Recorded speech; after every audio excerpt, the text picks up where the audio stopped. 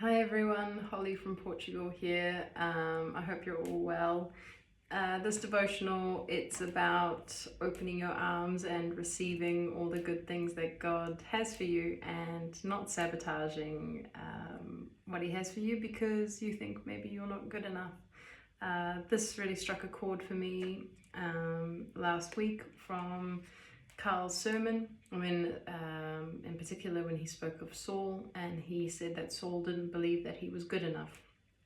So he stopped God's plans, and I definitely feel this in my life. When Bob asked me to do a devotional this week, I heard a voice that said, "You can't do that, you're not good enough to do that, who are you to speak about anything, tell him no, just tell him no, get out of it, you need to get out of it." And that was the voice of I'm not good enough. And so then I decided to do it anyway and to push through. And then I remembered that in prayer over the last few years, God has told me many times that I'm a writer and that I must write. And He's told me even what to write about. I have fasted and prayed, and He's shown me what to write about. But every time I sit down to write, I open my laptop, I open my notebook.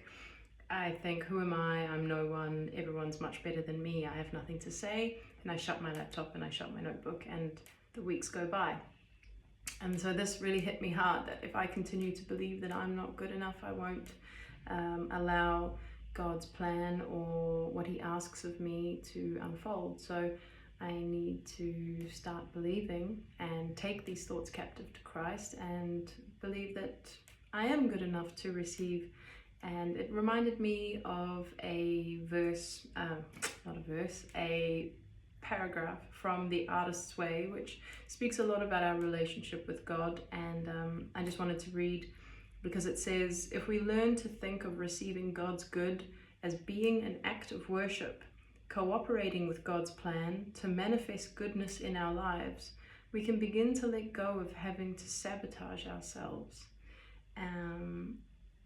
And I believe that this is really true. I believe that if we allow God's plan to actually manifest in our lives, that is an act of worship, because the plan that He's planned for us, our destiny, His incredible symphony, it is a symphony, it's His tapestry of perfection, His plan for our life. And who are we to get in the way of that? So to believe that we're good enough to receive and accept His plan for our life, that is an act of worship, and it's something that I am really going to work on, believing I'm good enough to receive the life that He has planned for me. So that's all I really wanted to share, and